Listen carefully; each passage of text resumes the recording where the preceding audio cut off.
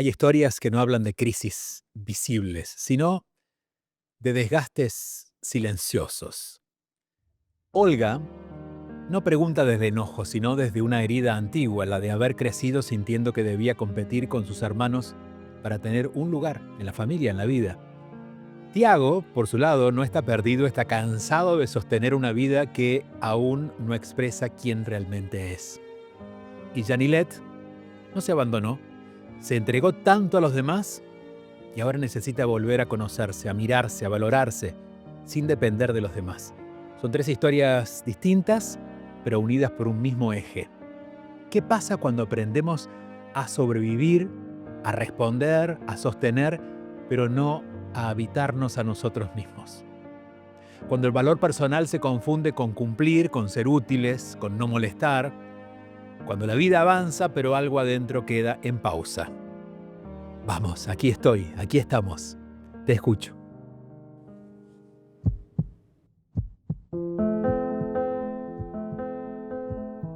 He caminado muchos años observando el mundo, escribiendo libros, compartiendo lo aprendido de muchas maneras. Por eso, más que enseñarles, quiero acompañarlos. No solo traer respuestas, sino abrir puertas con nuevas preguntas. Ser puente entre la mente que duda y el alma que sabe. Este no es un espacio para convencerte, sino para que te escuches en lo que otros dicen. Soy Julio Bebione. Te escucho.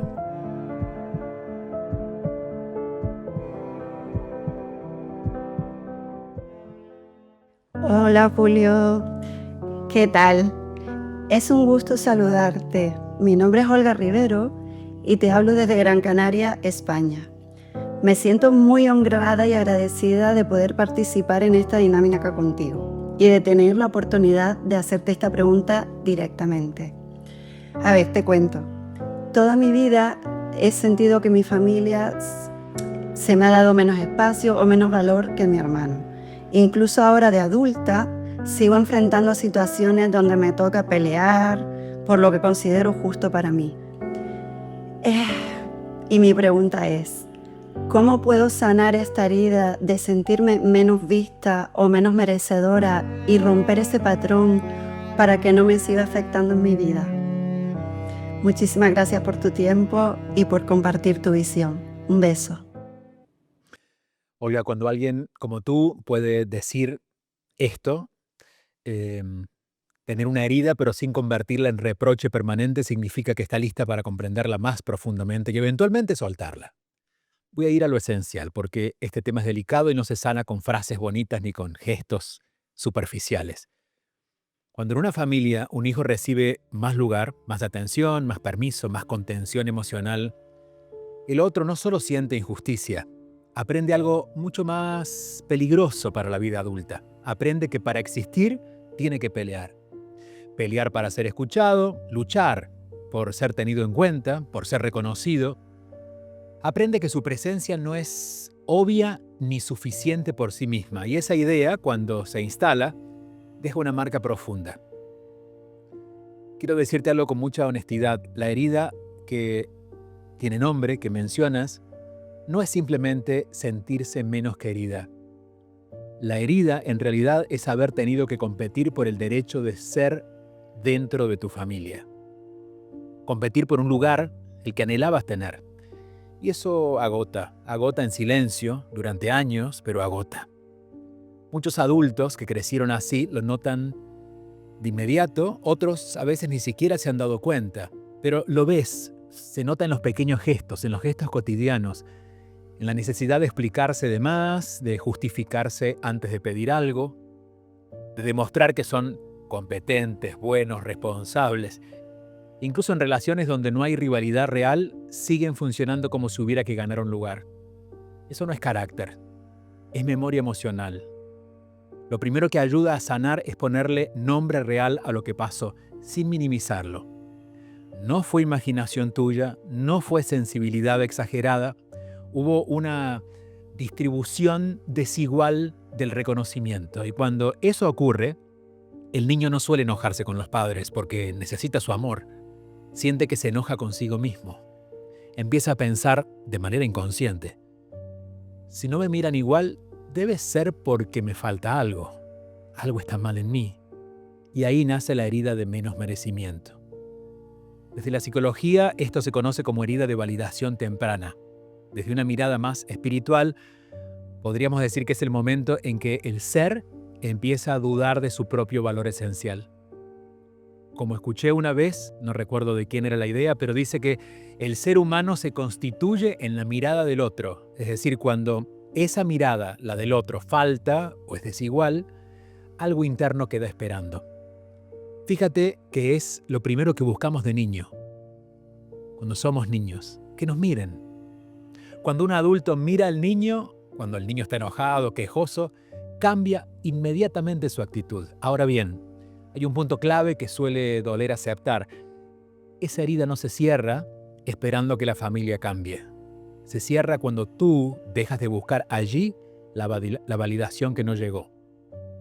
Mientras sigas discutiendo por lo justo, algo en ti sigue como en espera, ¿no? Esperando que esta vez sí te vean como necesitabas ser vista, en la próxima fiesta, en la próxima Navidad, en la próxima visita. Y es importante decirlo con respeto pero con realismo. Puede que eso no ocurra nunca, o al menos no de la forma que esperas. Sanar en este caso no es reconciliarte con el pasado ni forzar una armonía con la familia.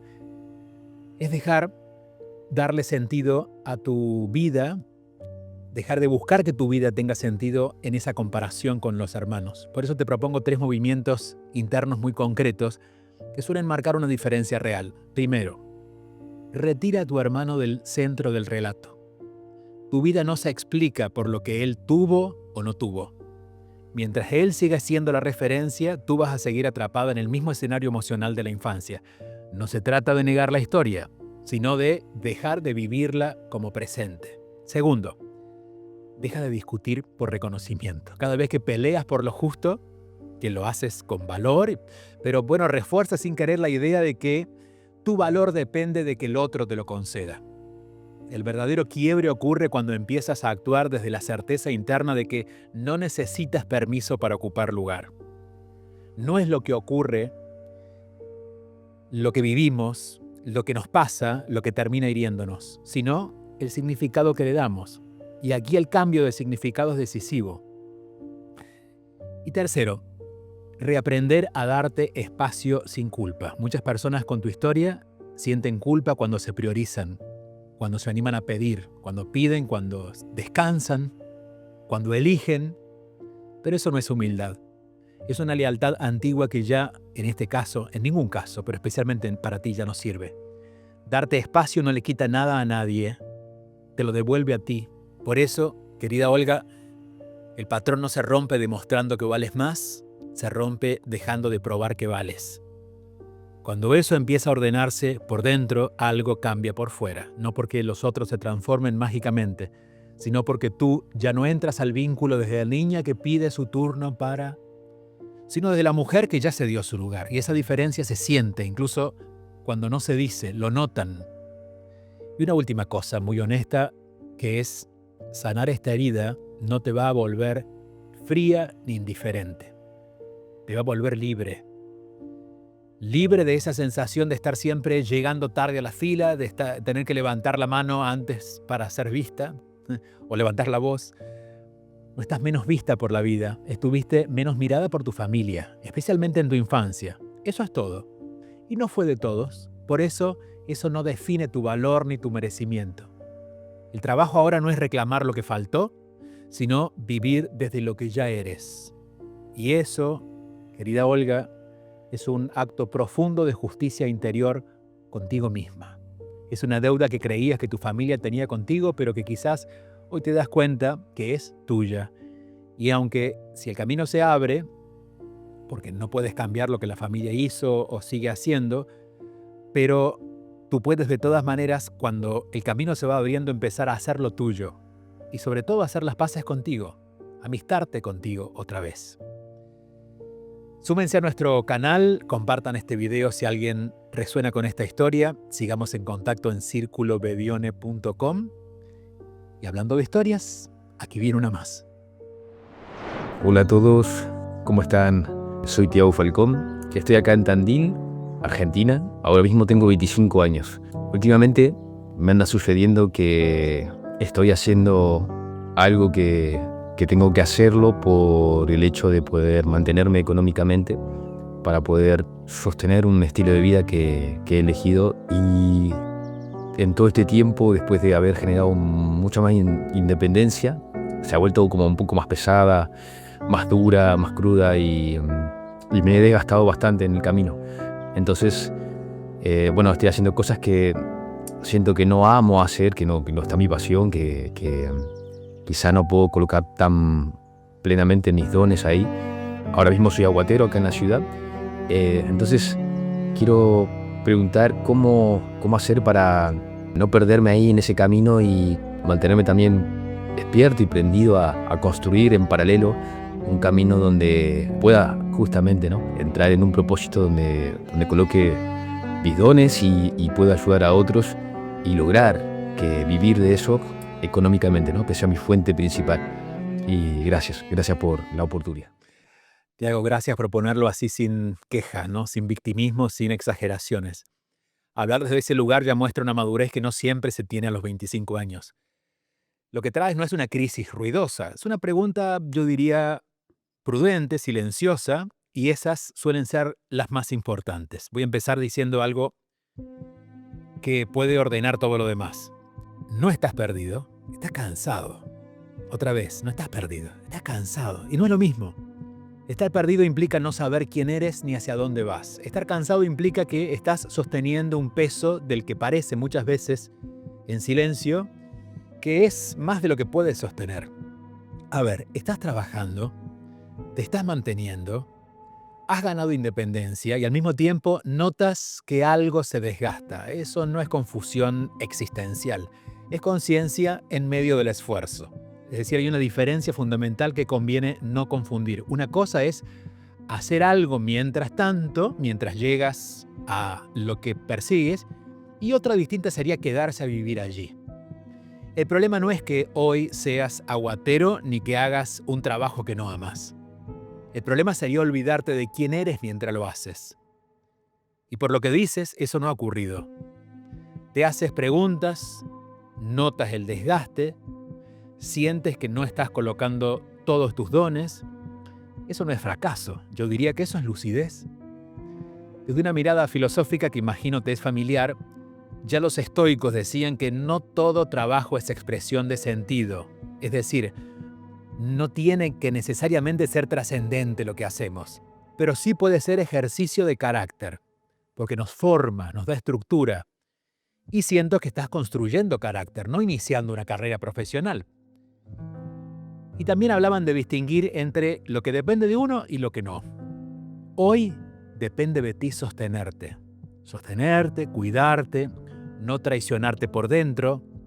El trabajo actual cumple una función concreta, te da suelo, pero no te define. A los 25 años, sostenerte económicamente mientras construyas independencia es un logro real. Claro, no es heroico, pero es muy valioso.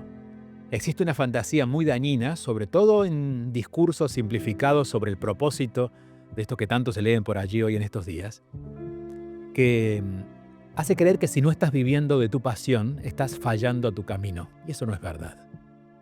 A veces el trabajo que no amamos compra tiempo, nos da estructura, nos da estabilidad para que algo más verdadero pueda crecer sin desesperación. El punto central de tu pregunta, que es muy lúcido, ¿cómo no perderte allí? Vamos con respuestas y voy a ir por partes.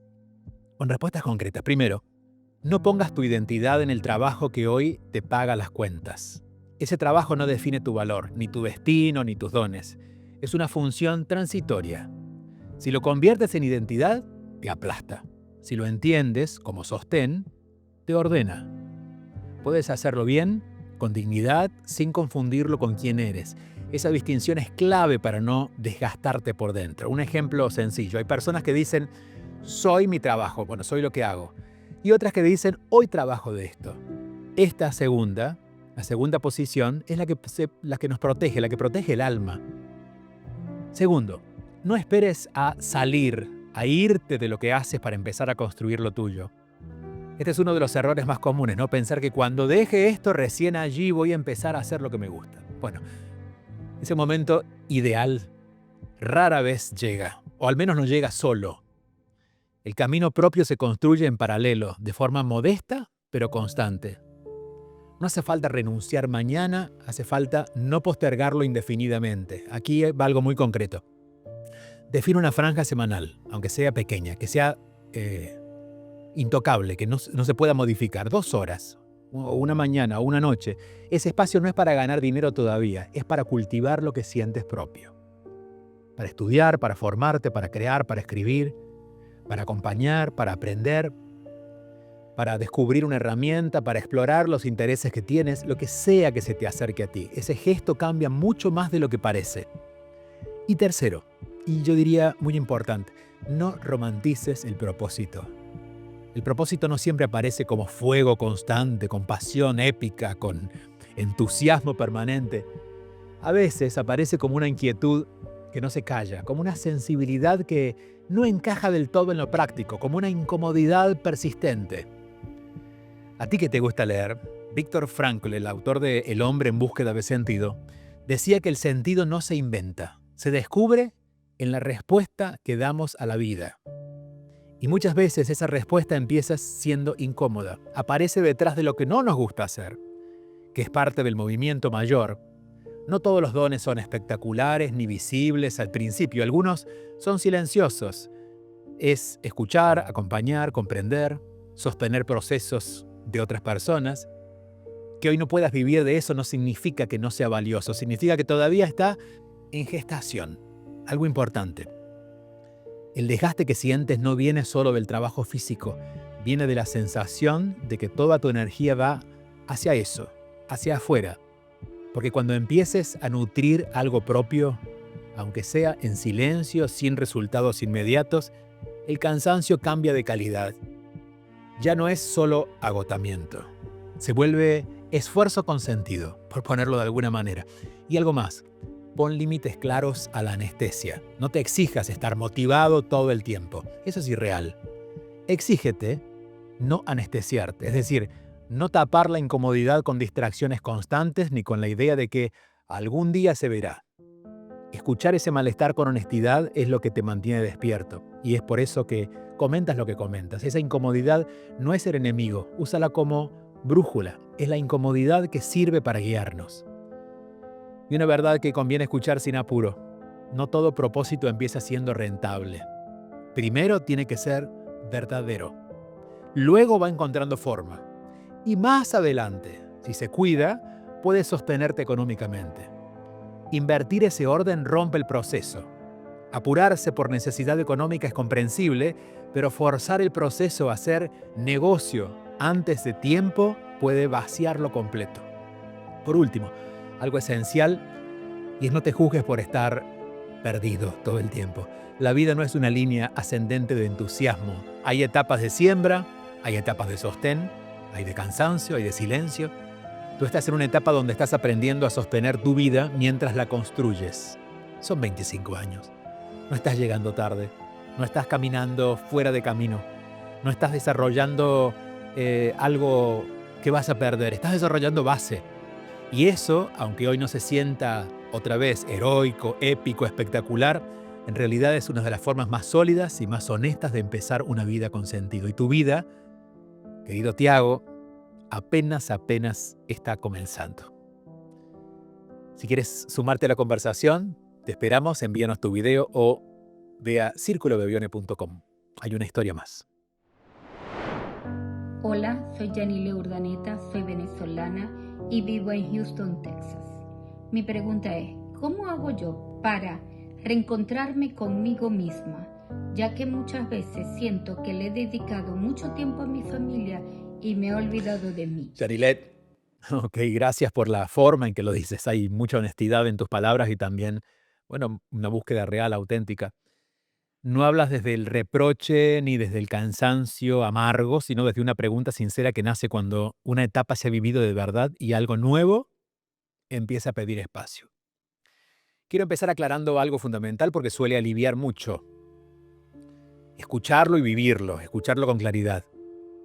No te perdiste, lo que ocurrió es distinto y más profundo, te expandiste. A ver, fuiste más allá de ti, hacia afuera, durante muchos años. Ahora la vida te está pidiendo un movimiento al revés, complementario, un movimiento de regreso. Ese dar que hiciste por tu familia no fue un error ni una traición a ti misma. Como bien dices, lo hiciste por convicción. Y eso cambia todo. Cuando algo se hace desde la obligación, deja resentimiento. Pero cuando se hace desde la convicción, deja amor, sentido, coherencia. Pero incluso el amor más genuino, cuando no se equilibra, puede dejar algo pendiente, ¿no? Un silencio interno, una voz propia que quedó en pausa porque no había espacio para escucharla, o si la escuchamos no le prestamos demasiada atención. Seguramente de tanto estar pendiente de los demás, no te escuchaste por mucho tiempo. Por eso sentirte perdida no significa que hayas dejado de ser tú. Significa algo más preciso. Ya no sabes quién eres sin estar al servicio de los otros. No sabes quién eres si no estás pendiente de los demás. Y eso no es una falla, es una pregunta legítima, muy profunda, muy común en personas que aman de verdad, que se entregan, que saben sostener pero se olvidan de sí mismas. Es la pregunta que aparece cuando un rol fue vivido a plenitud y ya no alcanza para explicar toda la identidad. Madre, padre, hermanos. Reencontrarte contigo misma no implica quitarle nada a tu familia, no es una resta, ni menos abandono, es un reordenamiento interno. El amor que diste hacia afuera durante tantos años ahora está pidiendo circular también hacia adentro. No para reemplazar a nadie, sino para incluirte tú, que era la única que estaba fuera del juego. Aquí hay algo clave que conviene aclarar, que es que reencontrarse con uno mismo no es buscar una nueva versión de nosotros. No es reinventarnos como muchos piensan, ¿no? Ni cambiar de vida de golpe. No es una ruptura, es algo mucho más útil, más silencioso, más verdadero y más simple también. Reencontrarte empieza por volver a hacerte compañía, tan simple como eso. Durante años estuviste disponible para otros, atenta, presente, respondiendo, cuidando. Ahora la pregunta que aparece, y que no siempre es cómoda, es esta. ¿Puedes estar disponible para ti sin sentir culpa? Ese suele ser el verdadero desafío. El primer paso no es hacer más cosas, ni llenar la agenda con actividades nuevas. El primer paso es crear espacio para ti, espacio interno hablo, También espacio externo, pero el interno es más importante.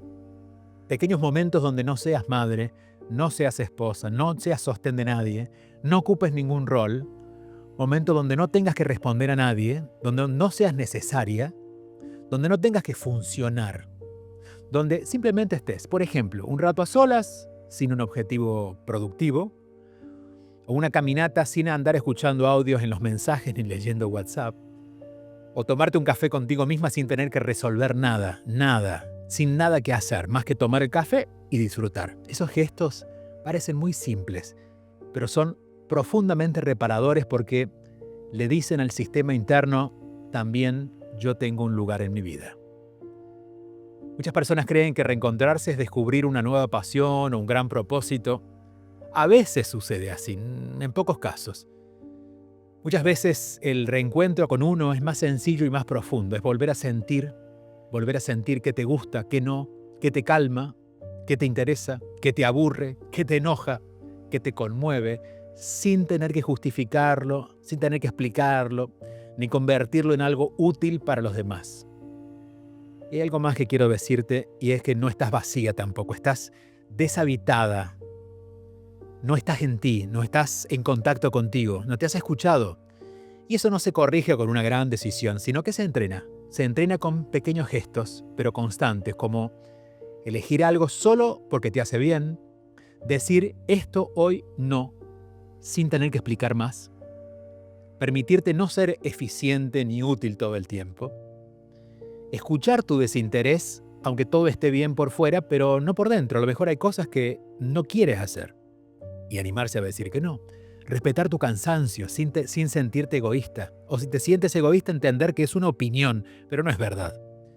Cada uno de estos gestos devuelve un poco la voz interna que estuvo quizás no apagada, pero sin escuchar. El reencuentro con uno mismo no llega como una revelación repentina. No es una iluminación espectacular. Llega como una familiaridad que vuelve, como cuando te reencuentras con alguien conocido y de a poco recuerdas cómo era estar con esa persona. Eso mismo. Al principio hay torpeza, luego hay más confianza. Y algo muy importante, no intentes reencontrarte con la Janilet de antes. Esa versión cumplió su ciclo. Fue necesaria, fue valiosa, fue coherente con su momento.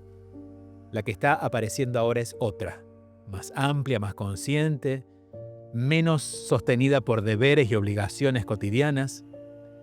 Esta etapa no te pide que abandones lo que amas ni que restes amor a nadie. Te pide algo más simple y más profundo. Que te incluyas. Sí, que te incluyas, que estés por ti.